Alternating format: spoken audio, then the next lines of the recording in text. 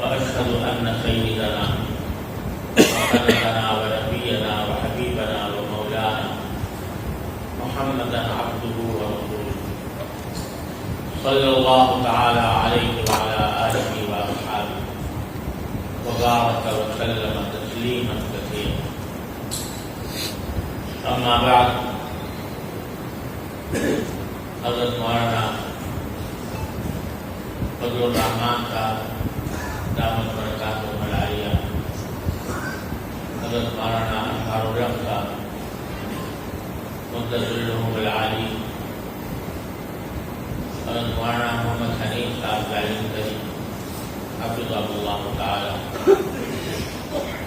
اور تمام اکابرین اور حضرات علماء کرام،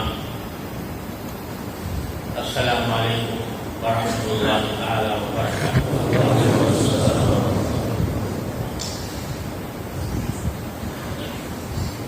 مجھے اپنی زندگی میں بہت اجتماعات سے خطاب کرنے کا موقع ملا، لیکن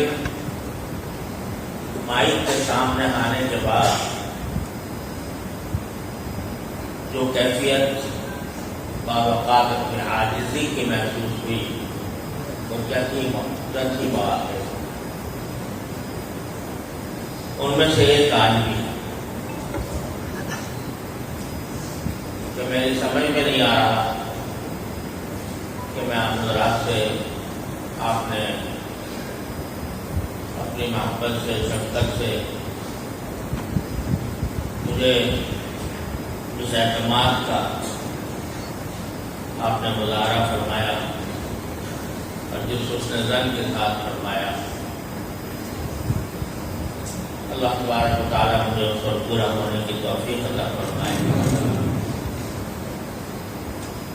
تو میری سمجھ میں نہیں آ رہا کہ میں کس طرح اس پر اللہ تبارک و تعالیٰ کا بھی شکر ادا کروں، آپ حضرات کا بھی، کیونکہ اس سے پہلے مجھے بہت سے تنظیموں، فقہی تنظیموں، عالمی تنظیموں سربراہی کا بھی موقع ملا ہے، اور اب بھی میں متعدد تنظیموں کا سربراہ ہوں، لیکن آج مجھے آپ حضرات نے جو اعزاز عطا فرمایا وہ صرف ایک اعزاز ہی نہیں ہے بلکہ بہت بھاری ذمہ داری، بہت عظیم ذمہ داری۔ اس لیے میں اس وقت اللہ تبارک و تعالیٰ کے حضور عاجزی کے ساتھ شکر بھی ادا کرتا ہوں اور دعا بھی کرتا ہوں کہ اللہ تبارک و تعالیٰ آپ کے مقتضن کو میرے ذریعے پورا کرتا ہوں۔ میں نے دنیا کے 6 بر اعظم دیکھے اور خاص طور پر اسلامی علوم مسلمان ممالک جو آج کہلاتے ہیں، تقریباً سب میں گیا ہوں، 1-2 کو چھوڑ کر، اور میرا وہاں جانا وہاں کے اہل علم اور علماء سے رابطے کے لیے رہا ہے۔ ان کے ساتھ میں بیٹھا ہوں اور آج بھی بیٹھتا ہوں، ان کے ساتھ میں گفتگو کرتا رہا ہوں، ان کے ساتھ میں نے وقت گزارے ہیں، ان کے حالات کا بھی مطالعہ کیا ہے، اور صرف ایک ملک کے نہیں، بہت سے اسلامی ممالک، اور ان میں بعض اوقات مجھے علم و تحقیق کے وہ شناور نظر آئے کہ ان کے مقابلے میں اپنے آپ کو بالکل طفل مکتب کہہ سکتا ہوں. ایسے عظیم علم و تحقیق کے بیکر میں نے دیکھے، اب بھی موجود. لیکن اس سب کے باوجود قرآن و سنت کی صحیح تعبیر اور اتباع سنت کا جو جذبہ اور اتباع سنت کے جو پیکر دارالعلوم دیوبند نے پیدا کیے اور دارالعلوم دیوبند کی شاخوں نے پیدا کیے، ان کے نزدیک مجھے سارے عالم اسلام میں کہیں نہیں. اگر تحقیق کا مقابلہ ہو، مقالات کا مقابلہ ہو کہ کون مقالہ زیادہ اچھا لکھتا ہے، کون زیادہ تحقیقی لکھتا ہے، تو شاید وہ لوگ بازی لے جائیں. لیکن اگر مقابلہ دین کو اپنی زندگی میں سمانے کا اور دین کے لیے اپنے جان مال آبرو کی قربانی پیش کرنے کا مقابلہ ہو تو یقیناً حضرات علماء دیوبند ساری فہرستوں کے سربراہ ہیں. یہ البیلا انداز میرے والد ماجد رحمۃ اللہ علیہ حضرات علماء دیوبند کے ساتھ یہ لفظ استعمال فرمایا کرتے تھے کہ جو یہ البیلا انداز میں نے اپنے بزرگوں کو دیکھا کہ ایک طرف علم و معرفت کے پہاڑ ہیں اور اللہ تبارک و تعالیٰ کے لیے اپنی جان مال آبرو قربان کرنے کے لیے تیار ہیں، لیکن اپنے آپ کو کچھ بھی نہیں سمجھتے. تواضع کے اس انداز کی ہے کہ اپنے آپ کو کچھ بھی نہیں سمجھتے. وہ فرماتے تھے کہ حضرت والد صاحب بھی بہت شان ملکوں میں گئے تھے، لیکن ان کا ذکر کرتے ہوئے فرماتے تھے کہ تبلائے پردہ نہیں پاک بوم برنگے ختم خاطر شام و روم. ان بزرگوں کو پاک بزرگوں کی دوستی نے، یعنی ان کے ساتھ تعلق نے میرا دل شام اور روم سب سے ہٹا دیا. یہ اللہ تبارک و تعالیٰ کا خاص کرم ہے. حضرت مولانا فضل الرحمان صاحب اور مولانا حنیف جالندری صاحب جو فرما رہے تھے کہ اللہ تبارک و تعالیٰ نے اس طائفے کو اس کام کے لیے چنا تو وہ ایسے ہی نہیں چن لیا. وہ در حقیقت ان کی اخلاص کی بنا پر، ان کے تواضع کی بنا پر، ان کی للہیت کی بنا پر اور ان کے تواضع کی بنا پر اللہ تبارک و تعالیٰ نے ان کو یہ مقام بخشا من تواضع للہ رفعہ. تو میں یہ کہتا ہوں کہ وفاق المدارس اللہ تبارک و تعالیٰ کی ایک عظیم نعمت ہے. یہ وہ چھت ہے، وہ سائبان ہے کہ جس کے نیچے بیٹھ کر ہم اور سارے دنیا و ما فیہا سے قطع نظر کر کے صرف ایک مقصد کے لیے جمع ہوتے ہیں اور وہ دینی مدارس کا تحفظ. آج ایک طرف تو اللہ تبارک و تعالیٰ نے ان گوریا نشینوں کے ذریعے دنیا کی ساری طاقتوں اس طرح ذلیل اور رسوا کیا ہے کہ اس ذلت اور رسوائی کی کوئی مثال میرے خیال میں تاریخ میں نہیں. یہ سازش چلی آ رہی تھی برطانیہ کے زمانے سے. برطانیہ جو پہلی سپر پاور تھی جس کی حکومت میں سورج غروب نہیں ہوتا تھا، اس وقت بھی انہوں نے افغانوں کا مقابلہ کرنے کی کوشش کی تھی. پہاڑوں سے ٹکرا کر پاٹ ہو گئے تھے. تو اس وقت ان کی زبان، ان انگریزوں اور دشمن اسلام طاقتوں کی زبان سے اقبال مرحوم نے یہ کہا تھا کہ افغانیوں کی غیرت دین کا ہے یہ علاج، افغانیوں کی غیرت دین کا ہے یہ علاج، ملا کو ان کے کوہ دمن سے نکال دو،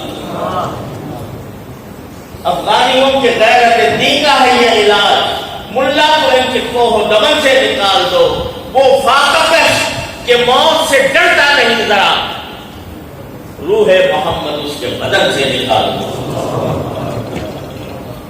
یہ تھا ایجنڈا برطانیہ کا بھی، روس کا بھی اور عاصم عمری کا بھی،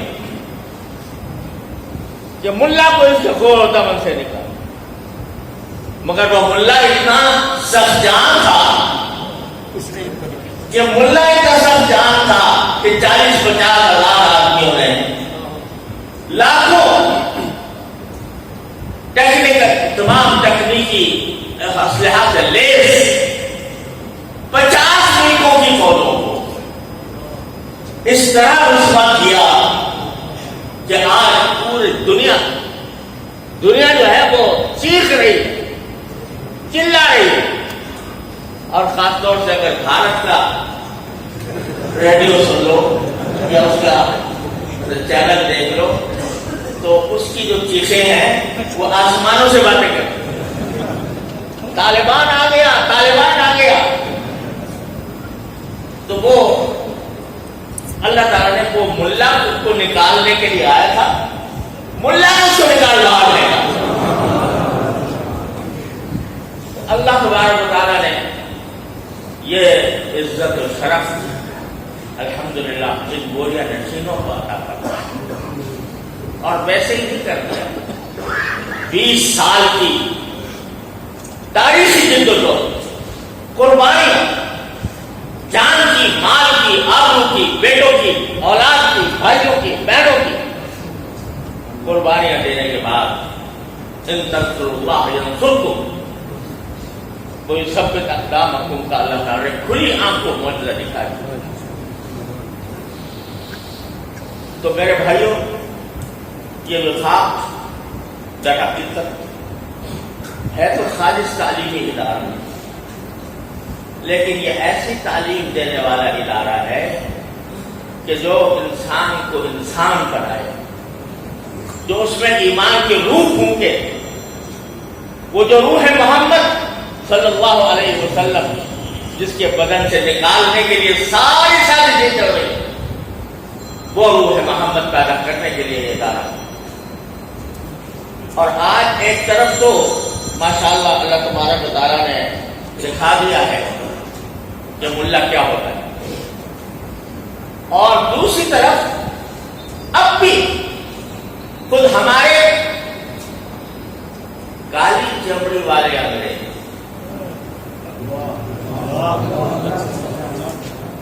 کالی چمڑی والے انگریز اب بھی اس فکر میں ہیں کہ کسی طرح اس ملا کو پاکستان سے نکالیں،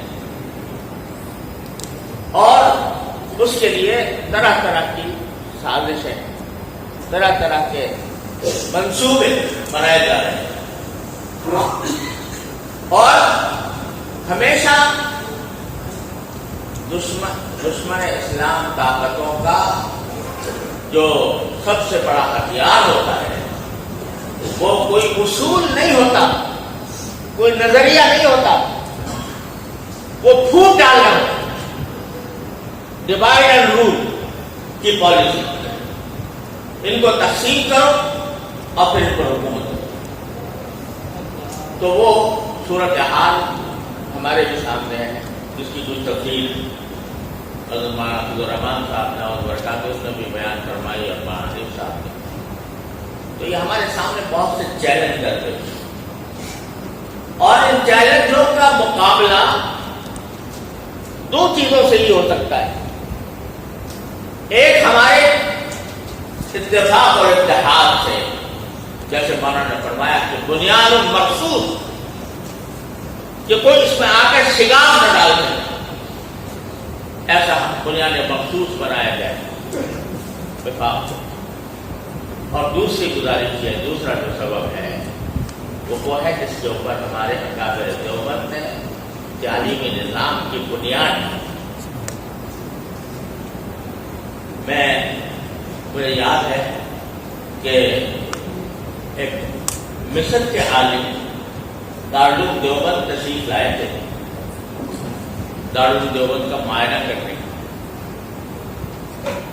اور وہ معائنہ انہوں نے صحیح طریقے سے کیا دارالعلوم دیوبند کا. اس زمانے کی بات ہے جب اکابر زندہ تھے.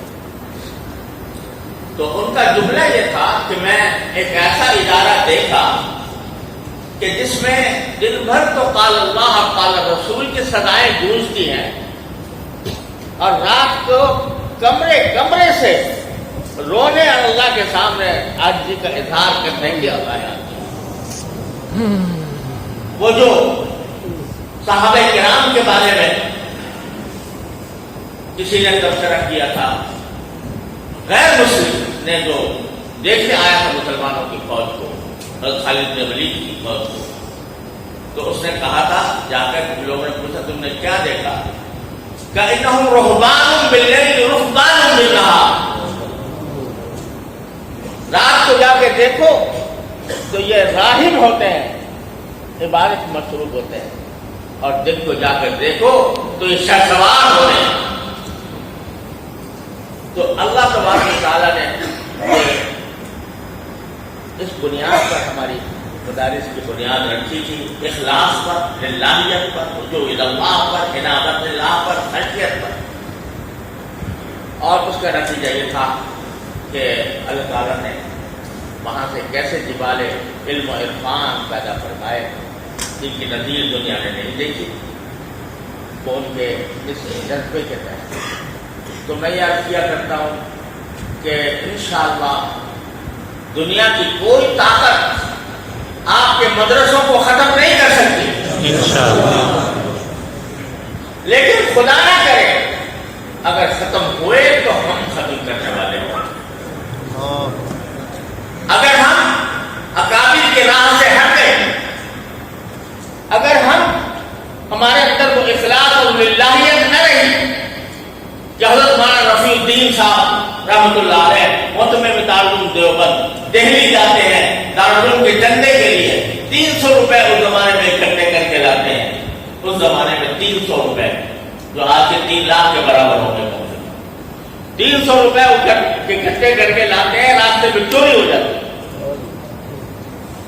تو اپنی ساری جائیداد، سارے جو کچھ اپنے پاس تھا سب بیچ کر دارالعلوم میں داخل کر رہے ہیں.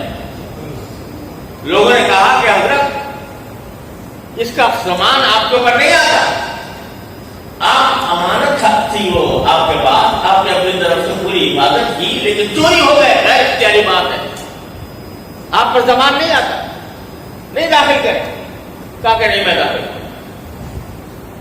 لوگوں نے حضرت گنگوہی رحمۃ اللہ علیہ کو خط لکھا، حضرت گنگوہی رحمۃ اللہ علیہ سرپرست دارالعلوم دیوبند، ان کو خط لکھا کہ حضرت یہ مولانا رفیع الدین صاحب مانتے نہیں ہیں، اور ان کے سارے یہ اپنے جمع پونجی اسی میں خرچ کر دیں گے، گھر میں ان کو کچھ رہے گا نہیں. آپ ان کو منع فرمائیں کہ یہ ایسا نہ کریں کہ اس کے زمان بڑھتے جبکہ شرع نہیں آتا.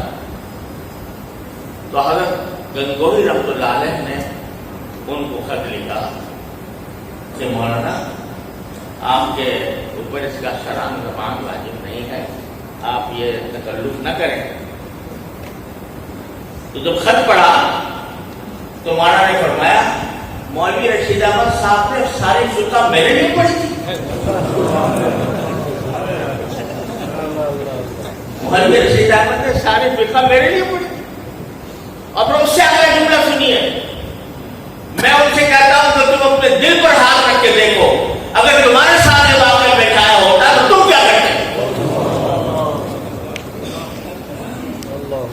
اگر تمہارے ساتھ یہ واقعہ بیٹھایا ہوتا تو تم کیا کرتے؟ نتیجہ کے داخل کر دیا.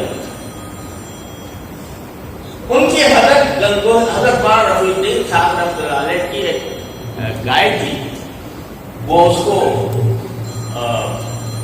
چرانے کے لیے جایا کرتے تھے کہیں باہر، شام جو چراتے تھے. تو چراتے چراتے واپس آئے، دارالعلوم کا کوئی کام تھا تو وہاں گائے کھڑی کر دی दारुल के अहाते में और दफ्तर में जाकर अपना दारुल का काम करना शुरू कर दिया। तो एक शेखजादे आ गए दारुल देवबंद में। देवबंद के शेखजादे बड़े तुर्रम खां होते थे।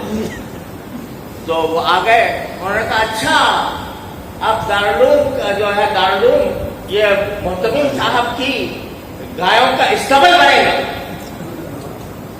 यहां लाके गाय खड़ी कर दी है, चेखना शुरू कर दिया। तो आस पास जो लोग थे उन्होंने कहा, उन्होंने समझाने की कोशिश की कोई खड़ी नहीं की है, अभी आया है थोड़ी देर मानता नहीं था। तो हजरत को खबर हो गई, हजरत बाहर निकले, भाई क्या कैसा है कि जी ये साहब ये कह रहे हैं कि मोहतमिम साहब ने गाय लाके शहर में खड़ी कर दिया, इसको इस्तेमाल बना दिया है, तो उसका बड़ा बढ़ा दिया अपने गाय। बात तो ठीक है, बात तो सही है, गलती हो गई, गलती हो गई। अरे भाई ये गाय क्यों ही ले जाओ? इस गलती की तलाफी यह है कि गाय तुम्हें देता हूं, तुम्हें हदिया करता हूं। वो अल्लाह का बंदा आया था, वो भी लेके चल दी। तो हजरत ऐसे हजरात ने दारुल देवबंद बनाया है, ऐसे हजरात ने दारुल की तामीर की है।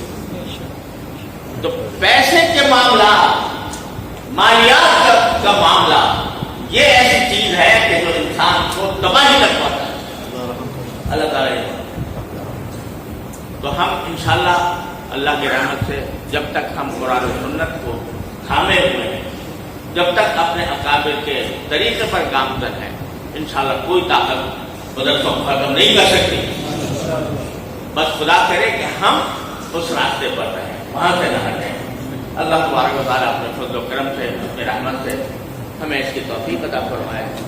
और आपने जो जिम्मेदारी इस आजिज़ बंदे पर डाली है, दुआ भी फरमाई है कि अल्लाह तबारक व तआला उसको अपने रज़ा के मुताबिक सही तरीके से अदा करने की तौफीक अता फरमाए।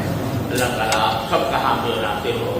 अल्लाह ताला सबकी मुरादों को पूरा फरमाए और सबको अपने दीनी मदारिस की और उलूम दीन की खिदमत की इखलास के साथ, सिद्क़ के साथ तौफीक अता फरमाए। वासो दावाना अल्हम्दुलिल्लाह।